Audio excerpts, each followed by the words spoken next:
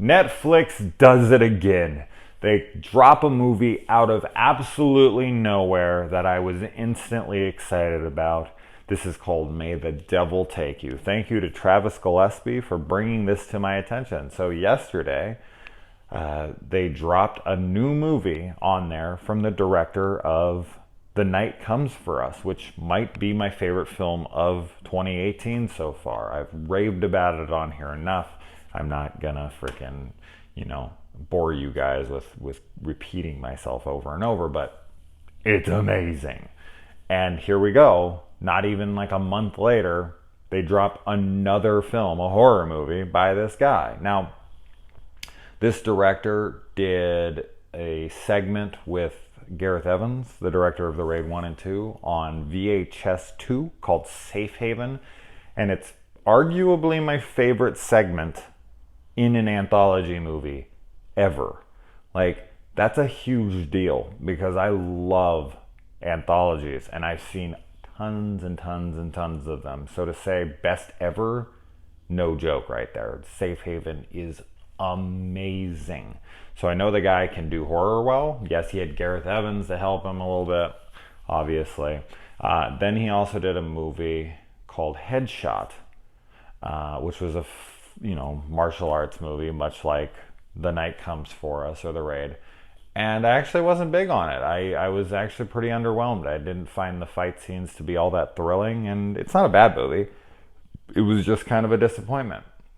And so I knew nothing about this. Obviously, I had no idea it was coming out, nothing. But as soon as I found out about it, I dropped everything else I was going to watch. I did watch 3 movies yesterday, though, this being one of them. And I threw it on. Nothing. I mean, nothing. I knew. Blind as blind gets, and I didn't even know it existed until 2 hours before I watched it. So I can't really say my expectations were too much higher than his name being attached. So I don't want to sit here and be like, oh my God, it's my most anticipated. It wasn't, because I didn't fucking know it was going to exist. Until that day, a couple hours. That's crazy. Fucking Netflix, man. They drop crazy stuff like this. Now, anyway, overall, I liked it. But I will say I'm disappointed.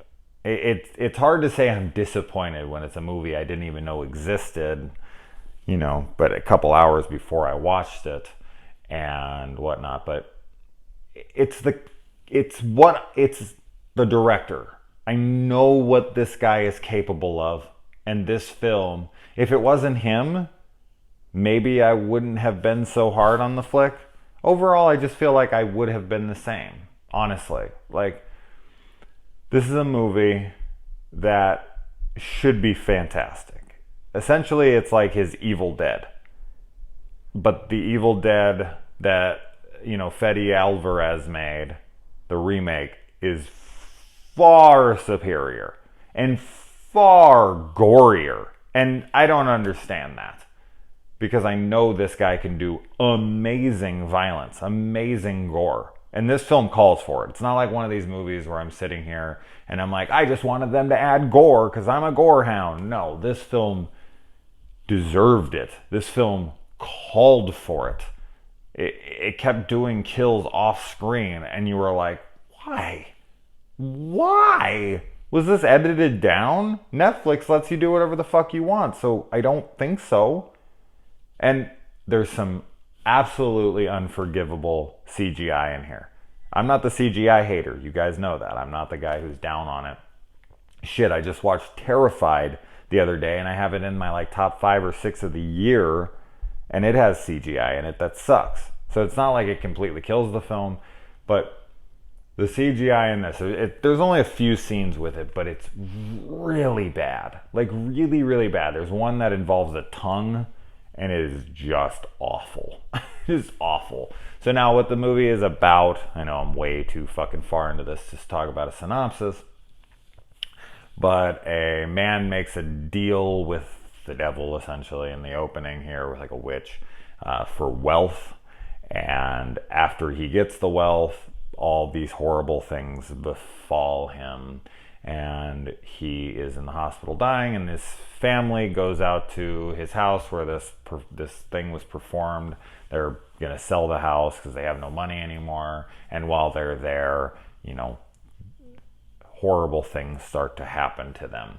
And they become possessed and whatnot. It very much plays out like the Evil Dead once they get to that house. There's deadites and everything. It's very reminiscent. Anyone who's seen the Evil Dead or is familiar with it, when you're watching this, you're going to immediately think, this feels like the Evil Dead. And I can't believe I'm saying this because of the director. It's a very, very tamed down Evil Dead. This guy should be doing an even more exaggerative Evil Dead. It should be even gorier. It should be even more over the top. The Deadites should look amazing. They should be scary, intimidating. They're not. They're not horrible. I don't want to say this movie's terrible. It's not. It's a good movie. It's good. Like, as I said, the expectations from the director did hurt my overall enjoyability in the long run. Like when I'm sitting back and I'm like, was it a good movie? Yeah, I liked it fine. Because of the director, it pulled it back for me to like, this is a failure for him. This is not his best work. This is not, and I don't even mean like, oh, he has to make every film better than the last one anyway. No, that's not what I mean by best work. This is not the best he could do for this film. And that's frustrating. I don't understand.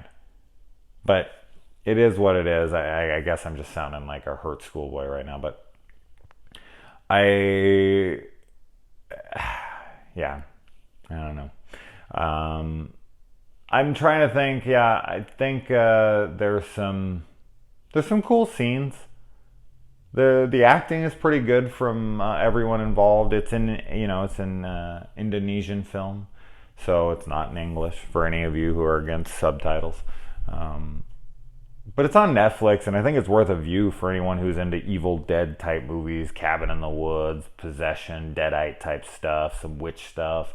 The last 10 minutes has some really cool stuff in it. I think there will be a lot of people who watch this and think it's fantastic. And they'll think I'm fucking out of my mind. But I just know the caliber this guy is. It should be so much better. And that sounds like I'm fucking being, someone who can't be pleased. But I'm not. I expected so much more from this guy. And it's a shame. Because I know he can do better. So, anyway, I'm gonna stop this rhetoric. It's frustrating. Anybody else with me? I know Travis is. So, anyway, let me know if you guys watch this. I want to know your thoughts on it. Adios.